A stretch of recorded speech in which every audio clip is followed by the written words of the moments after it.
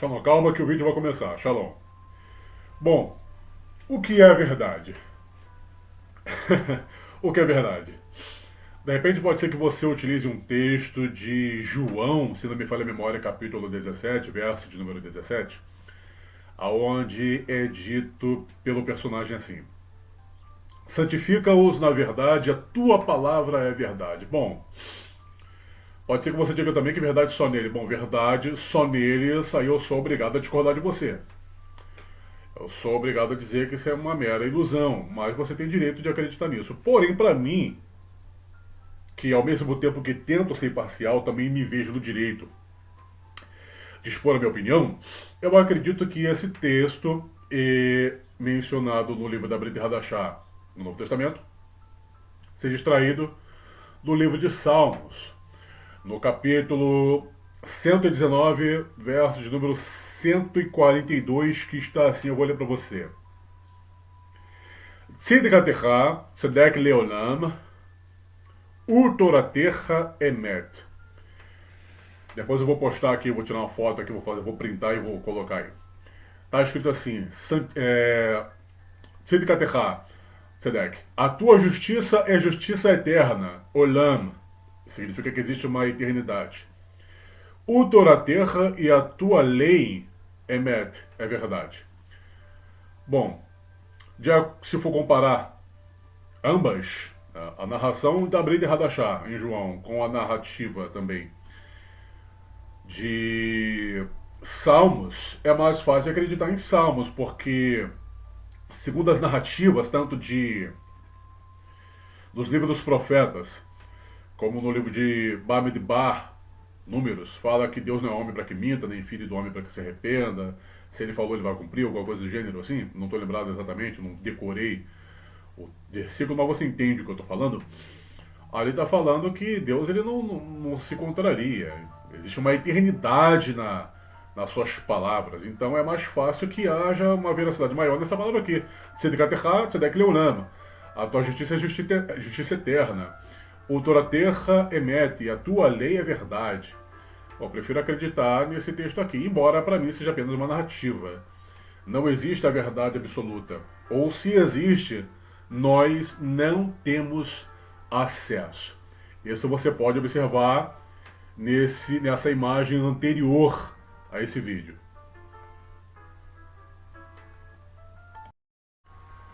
Olha aí o texto aí em hebraico que eu falei que ia colocar.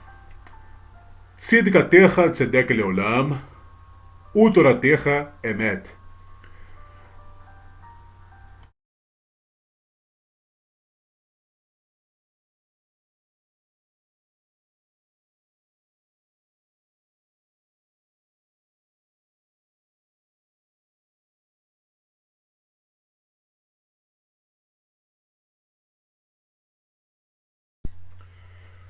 Shalom a todos, aqui Jefferson Yamin. Eu quero trazer aqui uma retrospectiva de alguns vídeos. Bom, eu ando com alergia o tempo todo, tenho que tomar remédio o tempo todo, então se eu ficar fungando, não fique irritado não, por favor. Enfim, eu falei sobre Nefesh, sobre Ruach, Neshama, e eu falei também sobre algumas invenções do misticismo, em especial o misticismo judaico. O misticismo judaico, aquele que tem suas interpretações espirituais, eles falam que existe um quarto nível de alma que se chama Hayá, que na verdade não é quarto nível. Se você for em Gênesis, você vai ver lá Nefesh Hayá, fôlego de vida. Ou seja, Hayá significa vida, que vem da palavra Hay, vida também, que em plural seria Haim, vidas, e por aí vai. Não é um quarto nível de alma. E eles trazem também a Yehidá. Eles falam, é ensinado que Yehidá é o quinto nível da alma, a alma mais pura, a alma mais elevada, a evolução final da espiritualidade do homem, onde o homem ali ele se une ao Espírito de Deus e passa a ter as mesmas vontades que o divino, os mesmos pensamentos que o eterno. E isso não é possível, isso não vai acontecer, isso não vai acontecer. Ninguém teve isso, nem Abraão, nem Adão, nem o Mashiach, né, como se ensina, isso não vai acontecer, não tem como. Mas é o direito que ele tem de pensar. É, eu falei nos vídeos anteriores sobre vida após morte, inclusive até deixei uma palavra errada lá, eu odeio esse teclado, né? Mas esqueci de corrigir, foi erro meu, você me perdoe se você vê esse erro lá. Mas enfim, falei sobre vida após morte, falei sobre o homem ser tricotomista ou não, e dei explicações baseadas nessas palavras, todas em hebraico. Bom, a minha pergunta agora é: qual é o problema de o indivíduo ser de uma religião diferente? Eu não estou falando de ecumenismo antes que você pense nisso. Porque tem pessoas que, quando eu falo de religiões se darem bem, já falam logo que é o ecumenismo. Tem pessoas que têm uma capacidade de raciocínio que me assusta. Mas enfim, você me perdoe por isso. Qual é o problema do indivíduo ele ser kardecista? Existe algum problema? Ah, mas ele acredita em reencarnação, e daí? Você acredita que. Você de repente, quem sabe, acredita que a pessoa vai para o céu, vai para o inferno? Inferno, sofrimento eterno? Qual o problema? Nenhum problema. É o que ele acredita. É a forma que ele se sente bem. É a maneira que ele encontra a paz. Não tem problema nenhum. Da mesma forma que não existe problema, no caso no kardecista, acreditar na linha de Allan Kardec, também não existe problema nenhum do indivíduo ser da Umbanda, ser do Candomblé, da Quimbanda, ou seja qual for a linha de espiritismo que o indivíduo segue. Existem problemas do indivíduo ser budista ou islâmico? Claro que não, isso é dele. É direito dele, é a forma que ele se sente bem de cultuar a sua divindade, ou de fazer as suas pesquisas, a sua forma de estudo. É direito dele, é a forma que ele tem. O que não pode acontecer, o que não deve acontecer, o que eu acho errado, pode ser que para você seja certo, mas para mim é errado, isso incomoda, é chato. Alguém chegar para você e tentar enfiar na sua goela que a religião dele é a religião correta, porque ele tem uma Bíblia. Poxa, falar de Bíblia é engraçado, porque Allan Kardec tem a Bíblia dele, e é a realidade dele, e é a verdade dele, a experiência deles. O budista também, os mormons também têm a Bíblia deles, o islâmico também tem as escritas deles.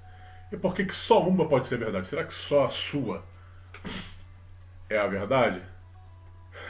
Algumas coisas da Bíblia que nós temos hoje, elas são cópias de culturas totalmente diferentes das nossas. Como, por exemplo, para ser escrito sobre a serpente do Éden, foi utilizada uma cultura fora da nação judaica. Assim como outras coisas. Existem misturas de culturas na Bíblia. Suméria, siríaca, babilônica e por aí vai. Isso não é difícil de provar, não. Mas enfim, em relação a querer convencer alguém da sua realidade, da sua verdade, da sua religião. Imagine só. Vou começar com aquilo que eu já fui, né? Porque eu já fui católico protestante, que é o que hoje se intitula como evangélico. Assim como eu também já fui católico romano, que é literalmente o que chamam de católico. Católico significa universal. E parti para uma sinagoga. Bom, tentei ser judeu, mas não é tão fácil e também hoje eu já não tenho mais interesse. Existe problema de ser judeu? Não, nenhum. Mas quando a gente começa a entender um pouquinho além daquilo que se ensina, a gente passa a ver uma realidade diferente e algumas pessoas não entendem que não existe apenas um tipo de judaísmo. Existem várias vertentes. Dessas várias vertentes eu destaco duas, que é a de interpretação mística, onde se acredita em reencarnação, nos 5 níveis da alma, tá? Que Moisés não morreu, que Elias, aos sábados, ao Shabat, senta numa cadeira. Essa é a opinião deles. Eu não consigo engolir isso. E existe a outra forma de judaísmo, né, que é o judaísmo racionalista. A linha de raciocínio de Moshe Rambam Maimônides, aquele que dava fim a qualquer debate talmúdico. O cara era bom, era o cara. E a linha de raciocínio na filosofia de Spinoza. Eu me identifiquei muito com Spinoza e com Rambam Maimônides. E deles eu não largo mais porque o que mais fez sentido para mim pode não fazer sentido para você, que é espiritualista, que é místico, pode não fazer sentido para você, mas para mim, que conheço as duas partes, faz muito sentido. E eu não quero, eu não aceito essa ideia, para mim isso é pura balela, por exceção de linguiça, não, você tem que ver pelo lado espiritual, você tem que espiritual porque o espiritual discerne tudo, e ele de ninguém é discernido. Para, por favor, para. Enfim, imagine só hoje se você que está me vendo, por favor, não fique chateado comigo não, tá? Uma realidade você há de convir com isso, há de aceitar, há de concordar, ainda que não aceite, pelo menos, que o evangélico ele gosta de convencer todo mundo que a realidade dele é a única, porque ele tem a Bíblia. Bom, imagine só, você pega a sua Bíblia e vai pregar para um islâmico. O islâmico vai aceitar? Não, ele tem a Bíblia dele, ele tem a verdade dele, a realidade dele. Aí você pega a sua Bíblia e vai pregar para um kardecista. O kardecista também tem a Bíblia dele. Aí você pega a sua Bíblia e vai pregar para um budista. O budista também tem os escritos dele, por aí vai. Agora, se algum desses fosse pregar para você, com cada um deles com as suas respectivas Bíblias, você aceitaria? Não, então por que que temos que ser forçados a aceitar uma tal realidade? Se para nós essa realidade não é a mesma que a nossa. Não tem como. Então, não existe problema nenhum. Eu quero dizer aqui que não existe problema nenhum em cada um seguir sua própria religião. É o que você se sente bem. É a forma que você gosta, que você tem paz de cultuar a sua divindade. E divindade nós só temos uma. Eu quero até contar uma experiência aqui. Eu não me lembro se foi uma amiga que viveu isso, eu não lembro. Mas parece que ela sofreu um acidente. Ela era evangélica e virou um bandista. E ela sofreu um acidente. Eu não tenho certeza se foi ela não, tá? Ela vai lembrar de mim, se ela ver esse vídeo. Ela sofreu um acidente e simultaneamente lá no terreiro dela, o guia, o zelador, falou assim, olha só, tô vendo aqui dois orixás protegendo uma menina que se acidentou. Aí conta-se que na igreja da mãe dela, o pastor falou a mesma coisa. Que haviam dois anjos que estavam protegendo a filha dela. Para a igreja eram dois anjos. Para a Umbanda eram dois orixás. O que eram de fato? Não sei. Isso é um conto. É uma experiência que ela viveu. Pode ser verdade? Pode, não sei. Não há como provar. Mas enfim, foi o relato que eu ouvi. Tem uma imagem, depois eu vou procurar essa imagem, talvez até poste aí essa imagem, que fala sobre verdade. Um bloco, seja lá qual for esse bloco, e luzes que o iluminam de pontos diferentes e formam a sombra. E aqui tem uma sombra de triângulo, aqui tem uma sombra de retângulo ou quadrado, e embaixo sei lá, um círculo. E pontos de vista. Né? Qual é a verdade? A verdade é essa aqui. Mas é algo que ninguém tem acesso. Ninguém tem acesso à verdade absoluta. A verdade absoluta, ela pode existir? Pode. Mas está muito, muito longe do seu alcance. Está muito muito longe do meu alcance. Ninguém alcança essa verdade absoluta. Ela não existe, ou melhor dizendo, não existe um acesso para mim nem para você. A gente pode especular, a gente pode estudar, pesquisar e tentar chegar a uma realidade mais próxima, mas a realidade mesmo não tem como. Eu preguei sobre vida após a morte.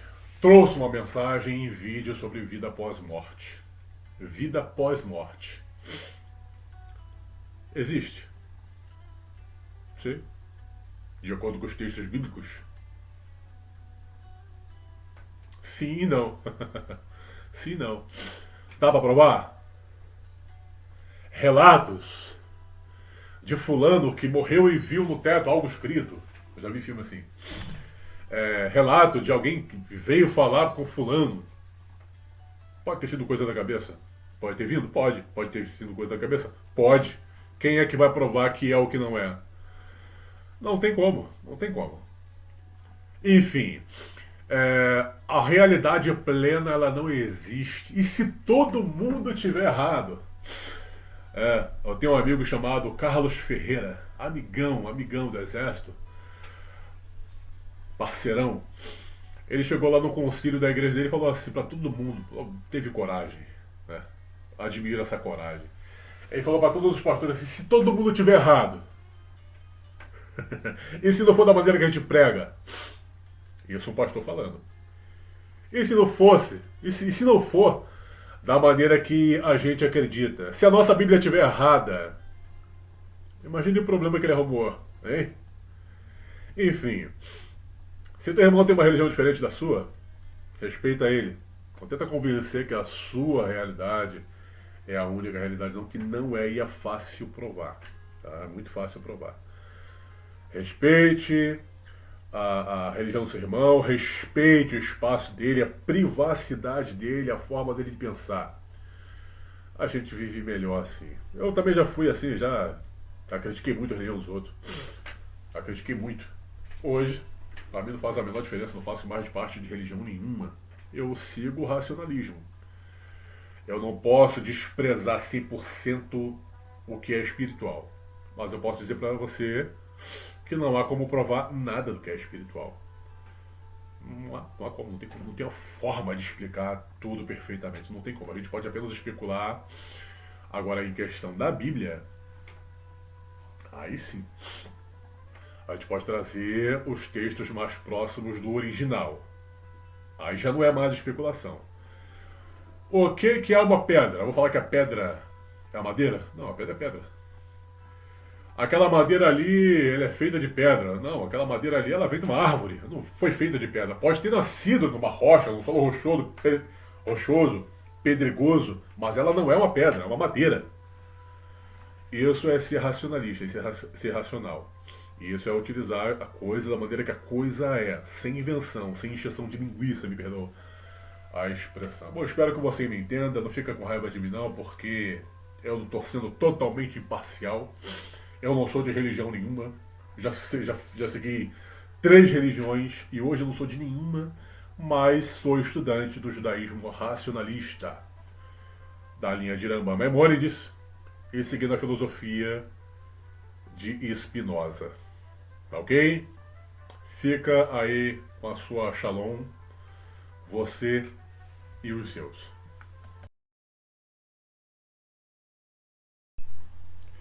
Para mim, muita coisa não passa de ilusão, mas o direito de crença é constitucional. Respeite